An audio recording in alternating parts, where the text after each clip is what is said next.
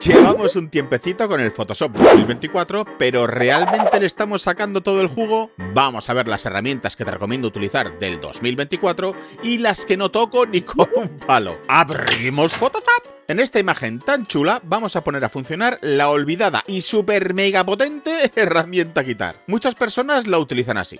Se vienen al área donde quieren hacer la corrección, pintan y listo. El problema está solucionado, pero nos hemos creado otro. Como ya sabes, no se trabaja sobre la imagen original y de esta forma nos estamos cargando la imagen base. Veamos cómo se debe utilizar esta herramienta. Deshacemos este paso, creamos una capa nueva, la renombraremos para trabajar ordenadito y de seguidito nos venimos al menú de opciones de herramienta. Aquí varias cositas que son importantes, ¿vale? Primero, tener muestrear todas las capas activado. Esto nos permitirá que los elementos de limpieza que se generen en la nueva capa que acabamos de crear. En un segundito verás cómo funciona. Quitar después de cada trazo también lo activo. Esto ya es para gustos, pero a mí me resulta más cómodo así. Más cositas. Desde esta ruedita puedes modificar cómo se ve el trazo cuando pintas con la herramienta. Poco más que decir. Este iconito de aquí es para cuando trabajas con la Wacom. Yo no lo utilizo, la verdad. Y desde aquí podemos modificar el diámetro del pincel. ¿Ves? Aunque yo prefiero utilizar los corchetes del teclado. A mí me resulta más sencillito así. Pues bien, visto todo esto, ahora con la nueva capa que hemos creado activa, vamos a volver a quitar esta señal de tráfico. Así. Pues ya lo tendríamos. La diferencia es que ahora el quitar de la señal de tráfico está en la nueva capa. Si la oculto, la señal de tráfico sigue ahí. Más cositas. En ocasiones, en vez de pintar toda el área que quieres eliminar, puedes rodearla con el trazo y el área se rellenará y después la quitará ella solita. Y de nuevo la eliminación nos la ha creado en la nueva capa, esa desde la que estamos trabajando.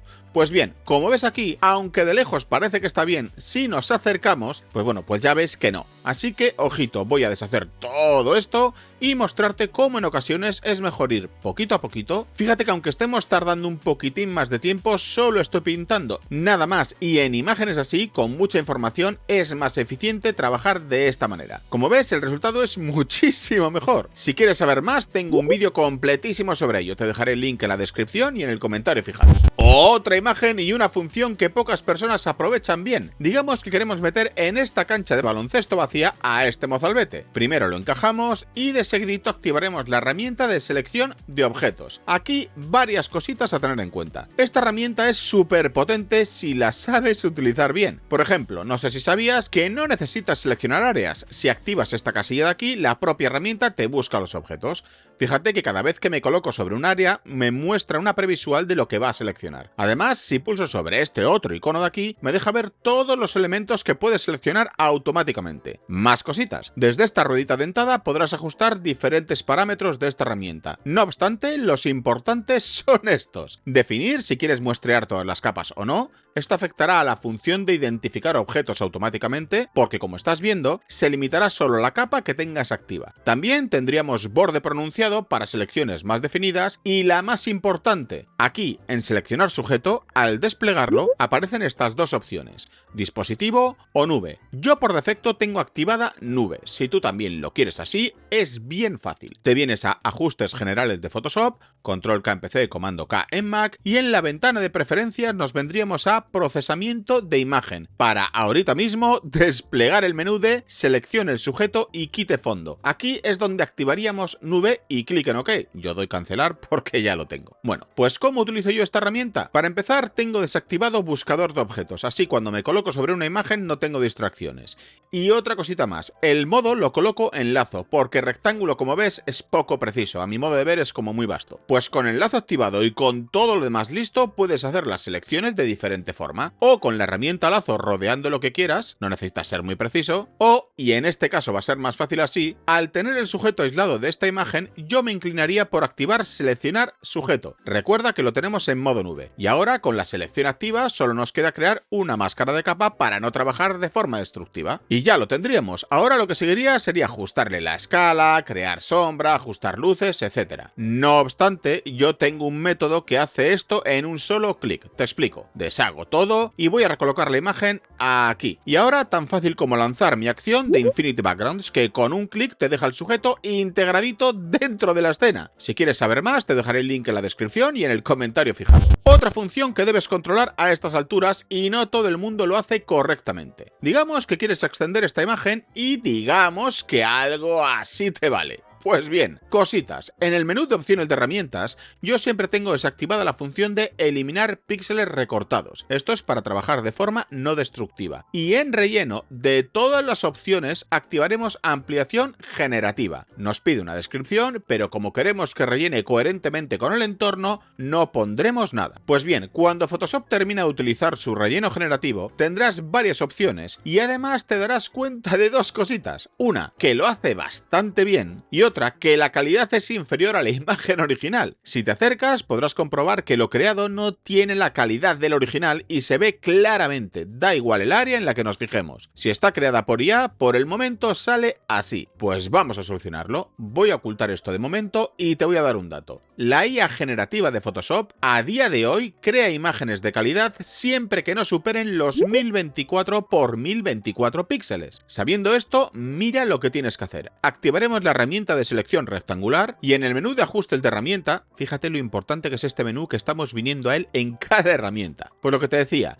que en el menú de opciones de herramienta nos dirigiremos a estilo y aquí activaremos tamaño fijo. ¿Qué tamaño le vamos a poner? Pues las medidas con las que la IA generativa da su mejor calidad, 1024 por 1024. Y nos vendremos a nuestra imagen y en un área vacía haremos una selección. Dependiendo del tamaño de tu imagen, el área seleccionada se verá mayor o menor. Pero bueno, a lo que vamos. Activamos la selección y nos vendremos a edición, relleno generativo y en la ventana no pondremos nada, por el mismo motivo que antes. Y una vez la IA termina, eliges la que más te guste y ahora si nos acercamos, fíjate, la calidad es buenísima. Esta es la forma de utilizar la función de relleno generativo. Para que veas la diferencia voy a completar todas las áreas vacías, así rapidito para no entretenerte y hacerte perder el tiempo. Y fíjate qué cantada. Mires donde mires, es muchísimo mejor de esta forma. Así que ya sabes, esto es lo que pasa haciéndolo bien y esto es cuando vas a tu bola sin escucharme. Problemita solucionado, ¿que no? Más cositas. ¿Por qué digo que el relleno generativo está infrautilizado? Pues mira, digamos que colocamos este coche por aquí y le quitamos el fondo tal y como vimos antes con el jugador de baloncesto. Pues bien, si queremos integrar mejor esta imagen, lo primero es tener una sombra debajo del coche. Lo puedes hacer a mano, pero yo te recomiendo hacerlo de esta otra forma. Primero crearemos una selección en el área donde queramos colocar la sombra. Una vez la tengamos, lanzaremos el relleno generativo. Ya sabes, edición, relleno generativo y en la ventanita de relleno generativo le pediremos crear sombra coche o puedes poner crear sombra sin más. Clic en generar y la IA se toma su tiempito, pero una vez termina, aquí lo tienes, seleccionas la que más te cuadre, en mi caso esta, y fíjate qué bien integrada tenemos esta sombra. Por cositas así merece la pena la IA. Esta otra forma de utilizar el relleno generativo es súper útil. Digamos que tienes este vídeo vertical y necesitas que sea horizontal. Hace unos meses esto sería imposible. Pues bien, ahora solo necesitas dos cositas. Primero, sacar el vídeo de esta carpeta y colocarlo como una capa aislada, lo dejamos con esta capa únicamente y después activaremos la herramienta cortar para, al igual que hicimos con la tortuguita, ampliar el fondo. Cuando la IA termine, eliges la que más te encaje y lo que sigue es que tanto la capa de relleno generativo como la capa de vídeo sean de la misma longitud, porque sí, ahora tienes dos capas en tu línea de tiempo, una del vídeo y otra del relleno generativo. Una vez lo tengas, este sería el resultado final. Y si esto se te queda corto, tienes más info de esta función en este vídeo. También te lo dejaré en la descripción y en el comentario fijado. Más cositas. Muchas personas están recomendando utilizar la barra contextual. Pues bien, ¿de qué va esto? Para empezar, decirte que si no la ves... Espera, déjame que la oculte. Vale.